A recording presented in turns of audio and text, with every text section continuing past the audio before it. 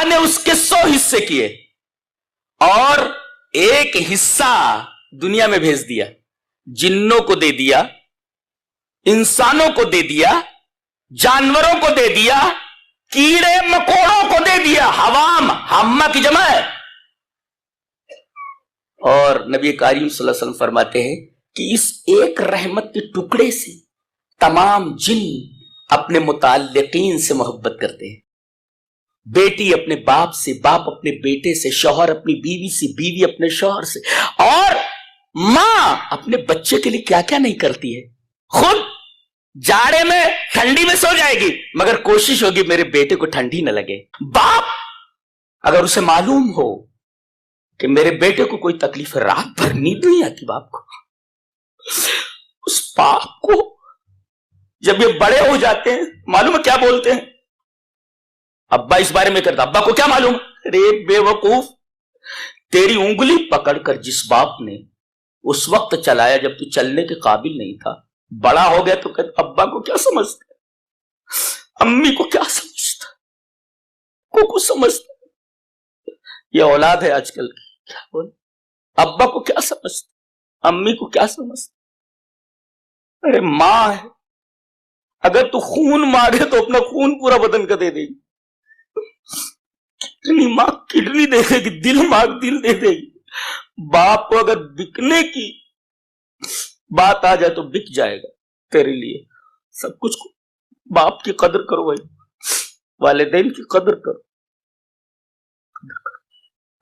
یہ بڑی محبت لائق، نہ سب کچھ تمہارے لیے قربان، بھوکی رہ جائے گی ماں مگر تمہیں بھوکا نہیں دیکھ سکتی، باپ بھوکا رہ جائے گا مگر اپنے بیٹے کو بھوکا نہیں دیکھ سکتا، بیمار نہیں دیکھ سکتا۔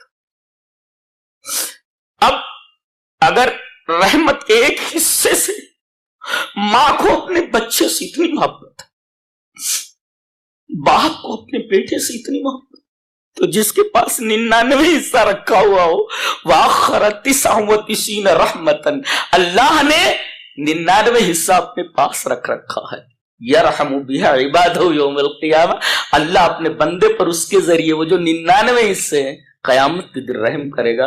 اب 99 حصے جس کے پاس ہوں وہ کتنی محبت کرتا ہوگا، آپ سے اندازہ لگائیے، آپ کبھی رو کر تو دیکھیے۔ اور امام مسلم اس حدیث کو کتاب التوبہ میں لے کر کے آئے یہ بتانے کے لیے کہ اے انسان تو کتنا بھی گنہگار ہو جائے، اللہ اتنا رحیم ہے جس کے پاس 99 حصے ہوں رحم کے، گناہ کے میدان میں کتنا آگے چلے جائے گا۔ پلٹ کر تو دیکھ، پلٹ کر تو دیکھ،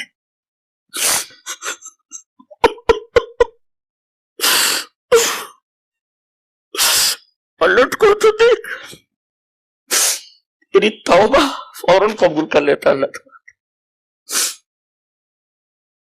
زندگی بھر آدمی گناہوں کے راستے پر چلتا رہا، غرغرہ آنے سے پہلے اگر توبہ کر لیتا ہے معاف کر دیا جاتا، معاف کر دیا جاتا۔ کیوں؟ اس لیے کہ 99 حصے تو اس نے رکھ رکھے اپنے پاس، ایک حصے کی وجہ سے ماں اپنے بیٹے کا کوئی دکھ نہیں دیکھ سکتی، باپ اپنے بیٹے کا دکھ نہیں دیکھ سکتا، تو جس کے پاس 99 حصے رحم کے ہوں وہ کتنی محبت آپ سے کرتا ہے۔ تو میں یہ کہتا ہوں جب آپ سے وہ اتنی محبت کرتا ہے تو کتنی محبت کے لائق ہے۔ ایک آیت کریمہ لوگ پڑھتے رہتے ہیں، میں ذرا علماء کی طرف صرف اشارہ کر کے گزروں گا، تشریح آپ کی سمجھ میں نہیں آئے گی جی۔ قل ان کنتم تحبون اللہ فاتبعونی یحببکم اللہ، احب هذه مضاف جی، مضاف، احبب بروزن افعل، هذه مضاف، مضاف دو حرف ایک جنس کے اکٹھا ہے، ساکن کر کے دوسرے میں ادغام کر دیا، هذا قاعدہ، هذه قاعدہ، احب۔ تو یہاں جب اللہ سے محبت کی بات آئی تو کہا گیا تم سے تمہاری محبت کی جب بات آئی کہ تم محبت کرتے ہو تو وہاں پر شد استعمال کیا گیا، شد، احب۔ لیکن جب اللہ کی محبت کی بات آئی تو اس شد کو کھول دیا گیا، فک التضعیف، مضاف کو کھول دیا گیا۔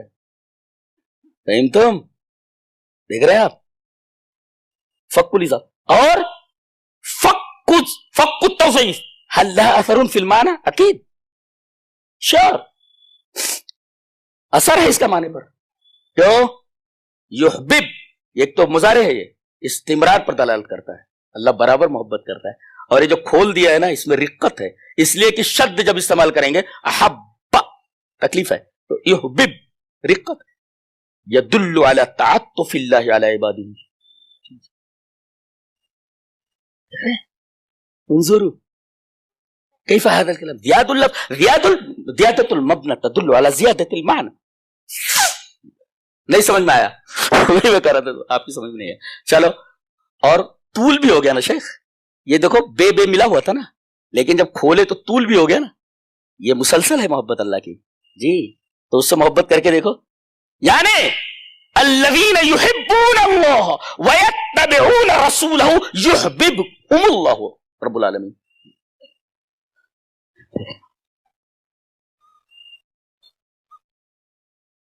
الرحمن الرحیم، اور یہ ایسا لفظ ہے جو کسی اور صفت کے ساتھ نہیں آتا، یہ صرف رحیم کے ساتھ آتا ہے. یا تو تنہا آئے گا یا آئے گا تو اسی صفت کے ساتھ آتا ہے، رحیم کے ساتھ کمبائن ہو کر کے آتا ہے، کسی اور صفت کے ساتھ نہیں آتا. دوسری صفت ہو جاتی ہے العزیز الغفار، تو عزیز کے ساتھ غفار آئے گا، لیکن آئے گا تو تنہا آئے گا، تنہا الرحمن. اور آئے گا کسی صفت کے ساتھ تو کسی اور صفت کو نہیں لیتا، یہ صرف رحیم کو لیتا ہے. الرحمن تنہا آیا ہے، علم القرآن، لیکن جب آیا صفت کے ساتھ تو رحیم کمبائن ہو کر کے آیا، بتانے کے لیے. کیوں؟ الرحمن دیکھو فعلان کے وزن پر جب کوئی صفت عربی میں آتی ہے تو اس کے اندر اشارہ ہوتا ہے وسعت کا، امتلا کا، تاکہ غضبان یعنی انا ممتلئ غضبا، میں غصے سے بھرا ہوا. تو گویا کہ اللہ تبارک و تعالی ذو الرحمت الواسعہ، بہت وسیع رحمت والا ہے، اور رحیم ذو الرحمت الواصلہ. هذا قاله شیخ ابن عثیمین رحمہ اللہ فی تفسیرہ. جی ابن عثیمین رحمہ اللہ نے اس تفسیر فرمائی ہے کیا؟ الرحمن هو ذو الرحمت الواسعہ والرحیم هو ذو الرحمت الواصلہ. ایک بات بولوں، یہ پانی ہے میرے پاس، گلاس بھرا ہوا، یہ میرے پاس ہے، سمجھو یہ رحمان ہے، وللہ المثل الاعلی. اور یہ میں آپ کو دے دوں، یہ بھری ہوئی چیز ہے میری ہے الرحمن، اور میں آپ کو پلا دوں هذا الرحیم. تو گویا وسیع رحمت والا اللہ الرحمن، اور اس رحمت کو اپنے بندوں تک پہنچا دینے والا الرحیم. کمال یہ نہیں ہے کہ کسی کے پاس کوئی چیز ہو، کمال یہ ہے کہ وہ چیز دوسروں تک پہنچا دی جائے. جی تو الرحمن هو ذو الرحمت الواسعہ اور الرحیم هو ذو الرحمت الواسعہ. هذا قاله شیخ ابن عثیمین رحمہ اللہ فی تفسیرہ.